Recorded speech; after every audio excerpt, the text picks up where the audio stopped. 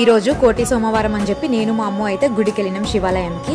ఎంత fresh up అయి వెళ్ళినా, స్నానం చేసుకుని వెళ్ళినా, మళ్ళీ వెళ్ళి అక్కడ కాలైతే నీట్గా రావి చెట్టు దగ్గర అయితే అందరు దీపాలు వెలిగించేస్తున్నారు. మీరు కూడా ఆ శివయ్యని మొక్కేసేయండి. అందరూ చూసేస్తున్నారు కదా, శివయ్య బ్లెస్సింగ్స్ అందరికి ఉండాలని మనస్ఫూర్తిగా నేను కూడా కోరుకుంటున్నాను. ఈ టెంపుల్ మెయిన్ టెంపుల్ అన్నమాట. పక్కన చిన్న టెంపుల్ ఉంటది, తర్వాత ఇటు పక్కన పెద్ద టెంపుల్ కట్టిరు.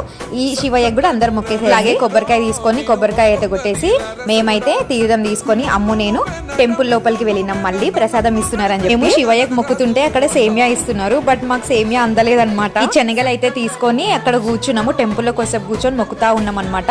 మాకు సేమియా దొరకలేదని నేనైతే చాలా ఫీల్ అయిపోయినా. తర్వాత నేను అమ్ము కొద్దిసేపు ఇక్కడ కూర్చొని శనగలు తిన్న తర్వాత ఒక ఆంటీ ఏమో పరమాన్నం చేసుకొచ్చింది. మేమైతే ఫాస్ట్ గా వెళ్ళి ప్రసాదం అయితే తీసుకున్నాము. ఎంత బాగా పరమాన్నం అనమాట, చాలా అంటే చాలా టేస్టీగా ఉంది. అప్పుడు కొన్ని చిన్న పిల్లల చేష్టలు అయితే పోవు నిజంగా. అమ్ముకి సున్నుండలు చాలా ఇష్టం, వచ్చేటప్పుడు తీసుకున్న తన కోసం. ఫైనల్ గా ప్రోటీన్ జ్యూస్ తీసేసుకున్నా. కోటి సోమవారం విజిట్ వేరే వీడియో